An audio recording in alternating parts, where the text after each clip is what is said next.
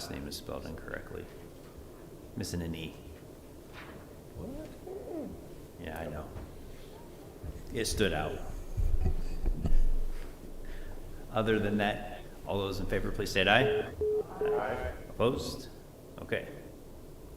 Now we are on to our informational items, and first we have the Board of Health. Hello, Monica.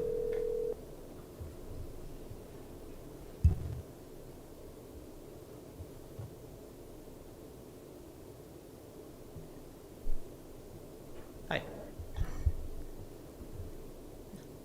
Good afternoon. In your packet was our November Board of Health minutes. In addition to what is in there, you'll see that we just had a lot of end of the year cleanup, including updates to fee schedules, personnel policies. We continue to work on the facility. I know that's a little later on an action item, as well as closure of some of our grants that we've had with the CDC. One thing that was to note, and perhaps Shauna will also share later on, is that our union did meet on Tuesday and did ratify our contract. And so the next step will be coming back to both the Board of Health and the county committees and the county board for full approval. Great, thank you. Any questions? Okay, did you have anything for care and treatment? I have nothing for care and treatment. Okay, thank you. Next we have EMA. Hey, Jason. Good afternoon.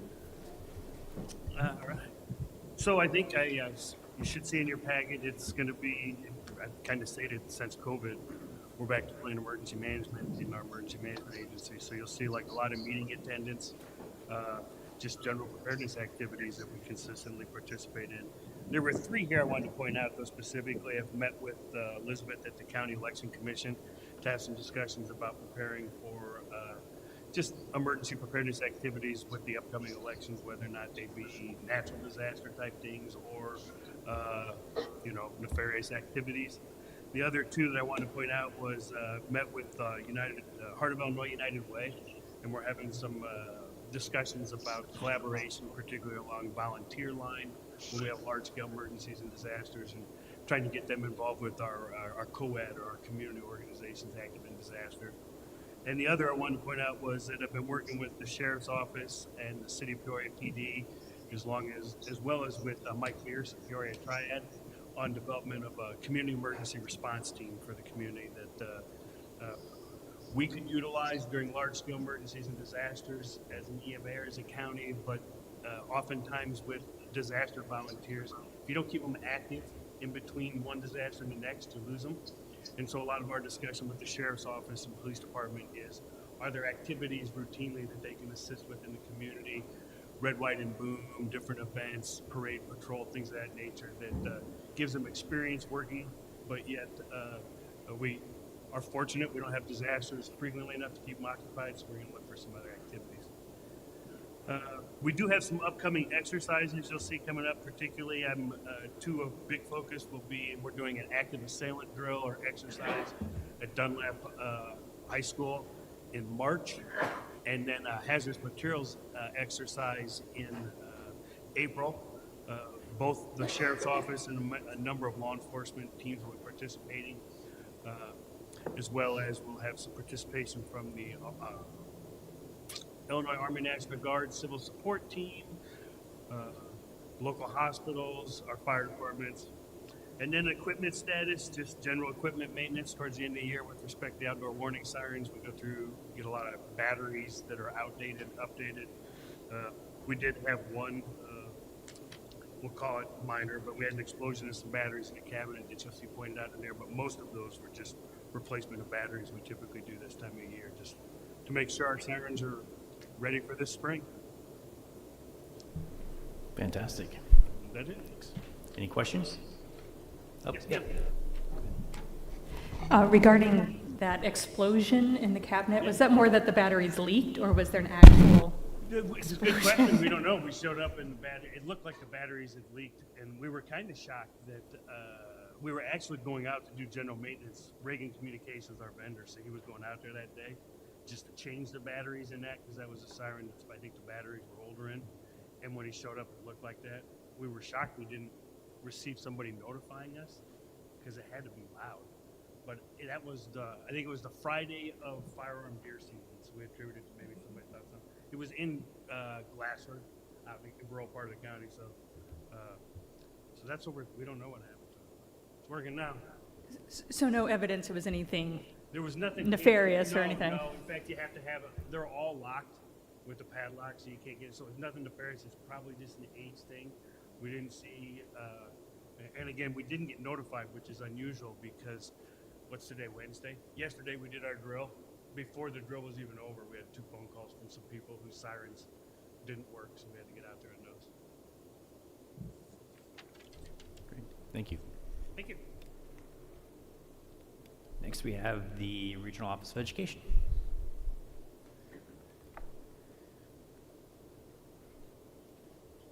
Welcome. Hi, good afternoon. I really don't have anything to add to the notes that Beth submitted before she went on vacation. She's on a beach in Puerto Rico right now. If you have any questions or anything, I'm happy to answer questions that you have about anything that's going on in the county regarding school safety, or anything that Beth submitted. Any questions? Yes, Member Allison. In terms of the STEM grants that you're researching, is that available across the county should you get it, or how does that get distributed then amongst the schools? Depending on the individual grant, oftentimes what we'll do is we are the grantee. We'll end up hiring someone in to do the work, or it'll be used to offset salaries for somebody who will start doing that work in our organization. So a great example is with our social emotional learning. We already have staff on. We already have folks that are employed to do that work. And so when we pick up a grant that might be for a specific area in SEL, what they'll do is they'll start focusing in on that, and then we'll use that money to potentially offset their salaries. So it just depends on the grant, truthfully, but most of the time it'll be services out of our office. Okay. Thank you. Member Ricker. Mine's around truancy. I know you've added some resources and made some focused efforts in the past probably 12 or more months. Just seeing if you had any general comments. Are we making some gains on reducing truancy, or is there still, kind of where are we at, just in a high level? Yeah, so at a very high level, still a major issue and probably one of the greater threats right now to education of our students in the county. And it's not just Peoria County, and it's no specific schools, truthfully. It is all over the state, and it is every school. Every school is struggling with an increased truancy rate. Now, some of the truancy rates were already pretty high.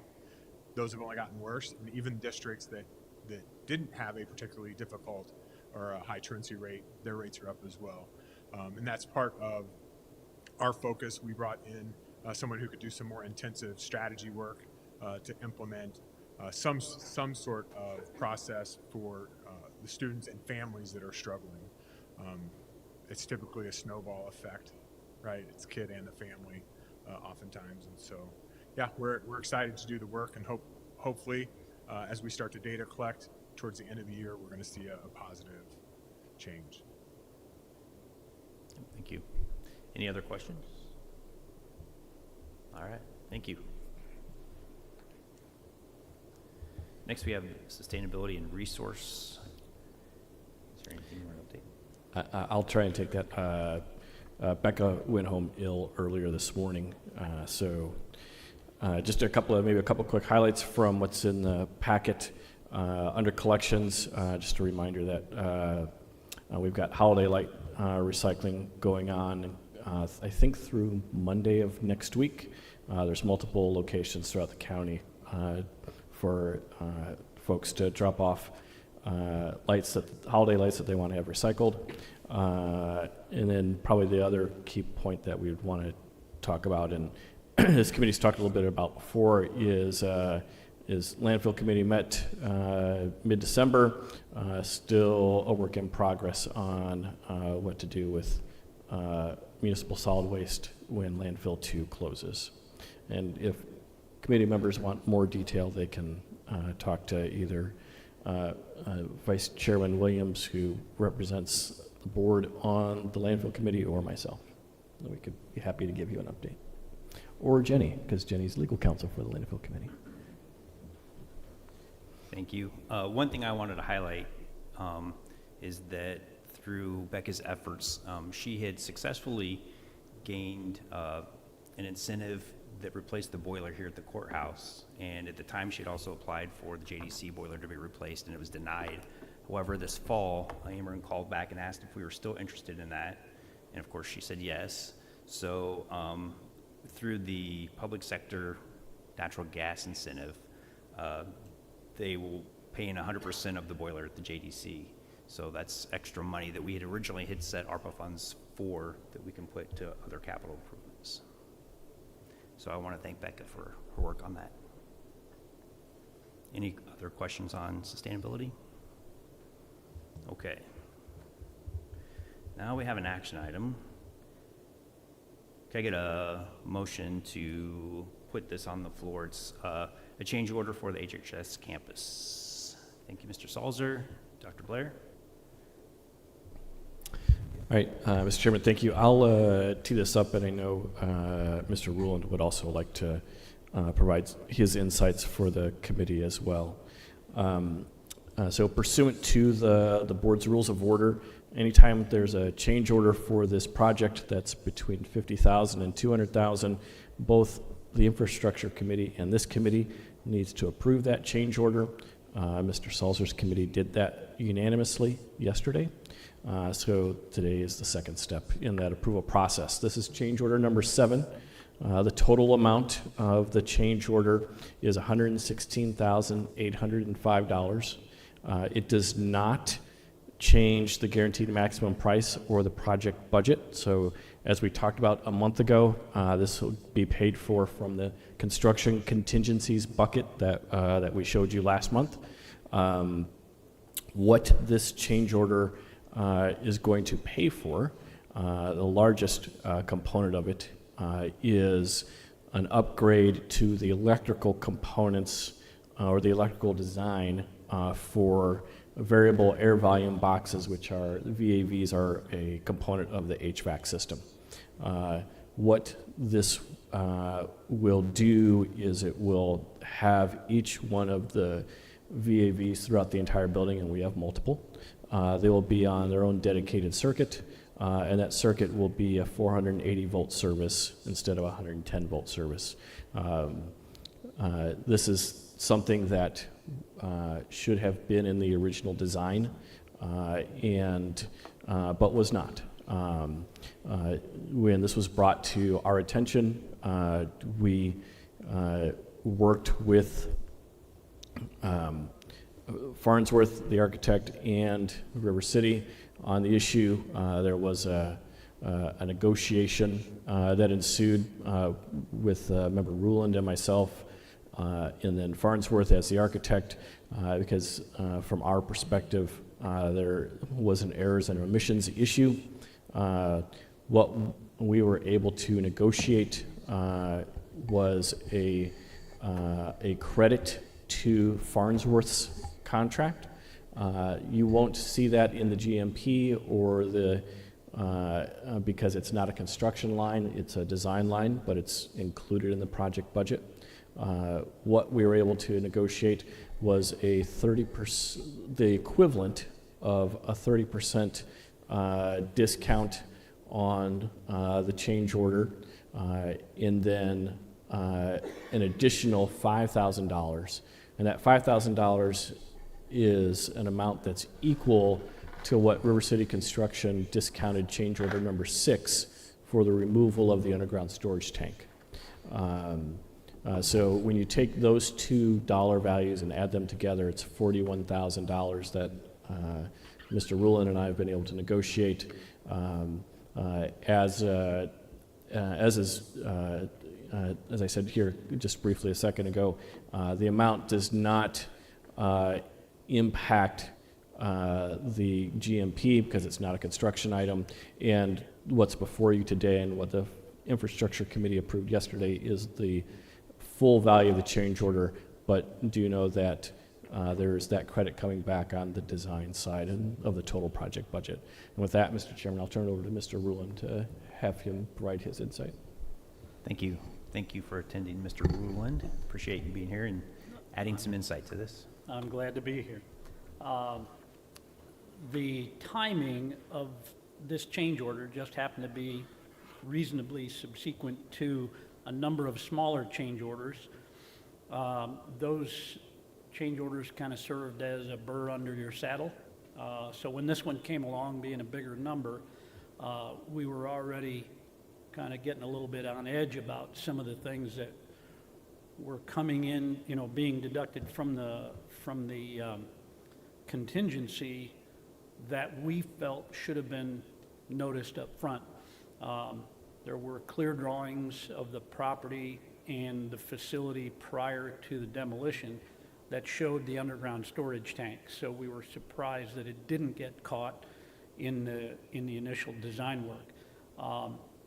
Same is true of some sanitary sewer work that has to be done. There's 15 houses to the north of us that still flush through the same sewer main. And we thought they should have caught that. It shouldn't have found its way to a change order. So when this one came along, it was obviously exacerbating the issue because it was such a large number.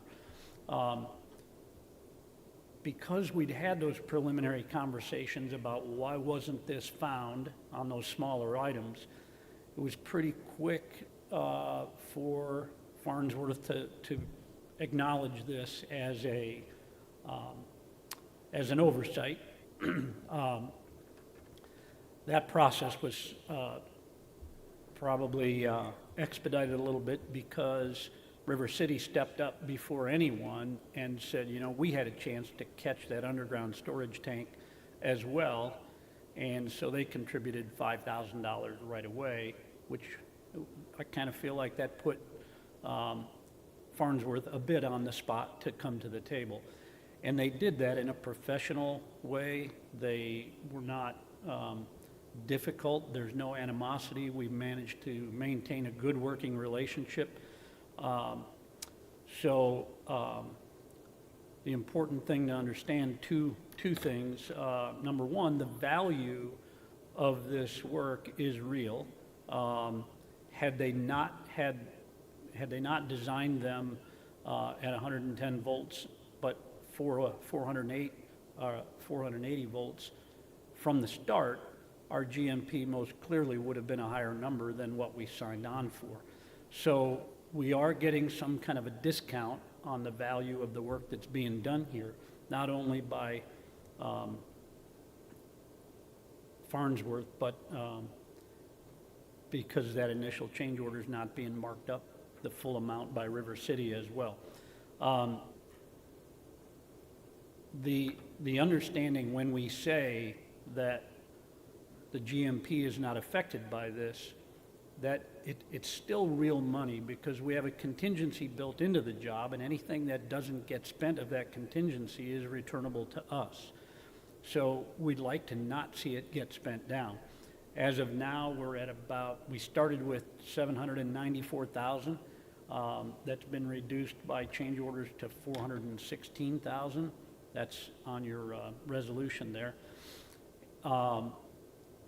The point to understand moving forward is that the process of finding these things is greatly accelerated at the initial start of construction when all the subcontractors and suppliers are reviewing documents in great detail. They send in RFIs to get more information or to suggest alternate materials, alternate methods to do the work.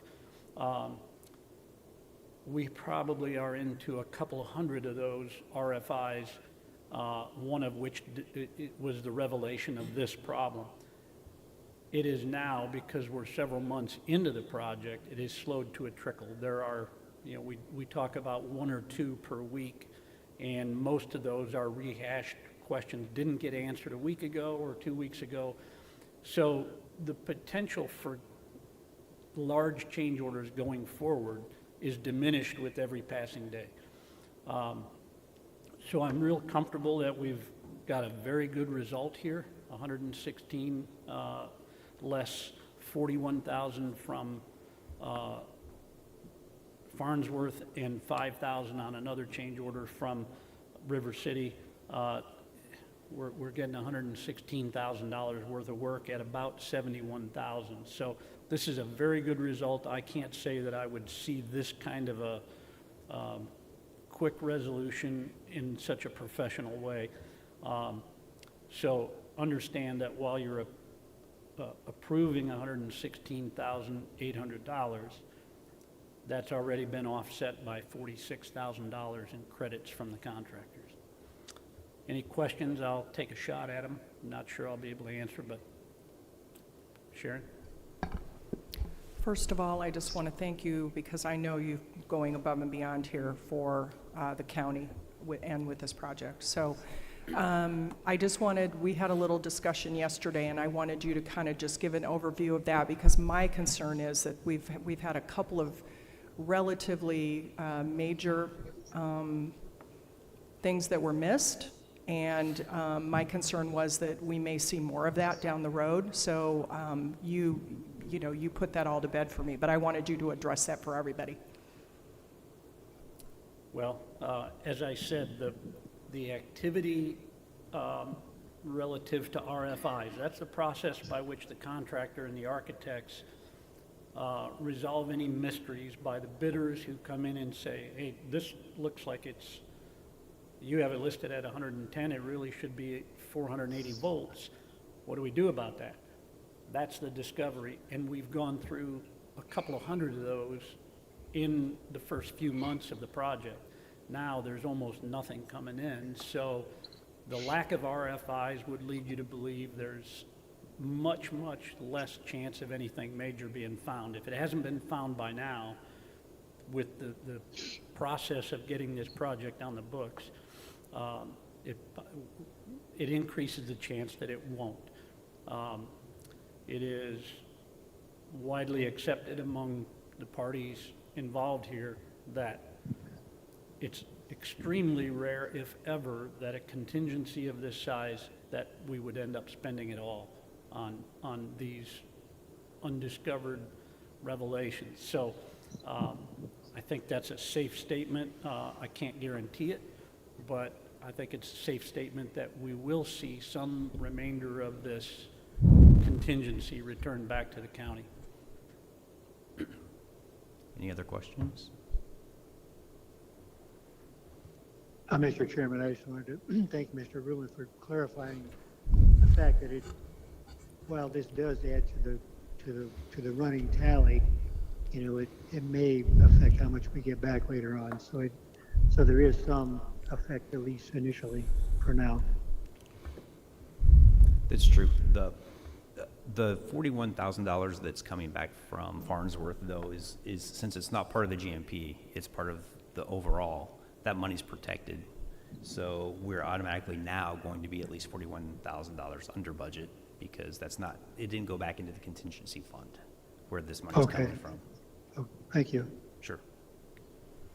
And I just wanted to, I take these seriously, and I appreciate Scott and Terry and Bo's patience with me when one of these comes through, and I usually have a lot of questions, and if they don't know the answer, they get me the answer. So I appreciate the work that you guys do. And I just wanted to make sure everyone was clear. This is actually, it's almost like 3 change orders that are into one.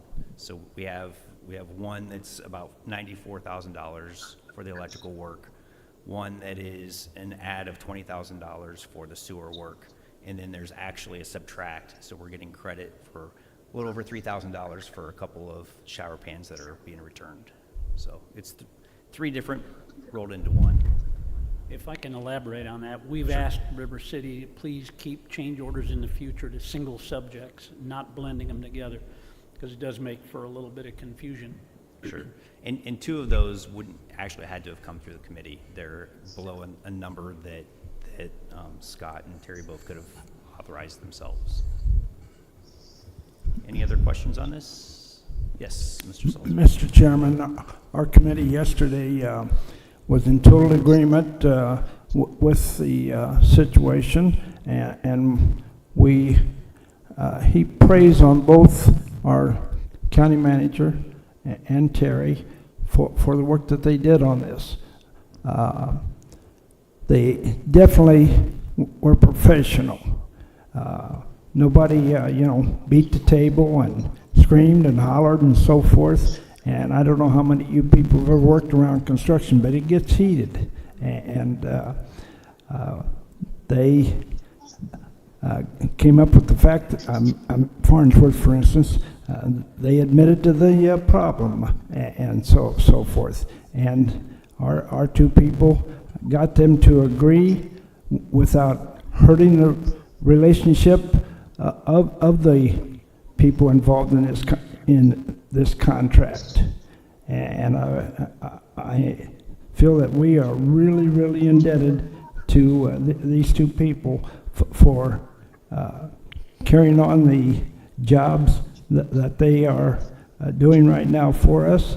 And the committee was unanimous in their acceptance of this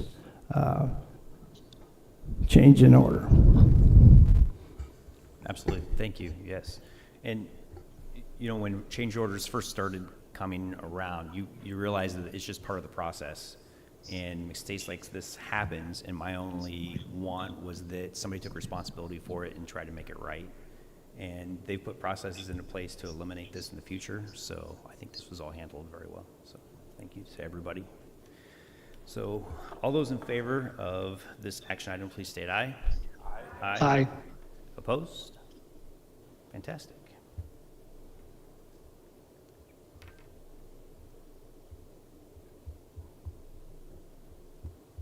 Back to the front. There we go. Okay, any public comment? Miscellaneous? I just wanted to take a minute to thank everybody who came out to the topping off ceremony. It was cold, but it was fun to see the progress that has been made at the center, so it's awesome. Anything else? All right, we're adjourned. Thank you. Sky, you just want me to stay on the line here? Yeah, you can just stay on the line, Brian. Okay, thank you. You can hear a lot better on your cell phone than you can on the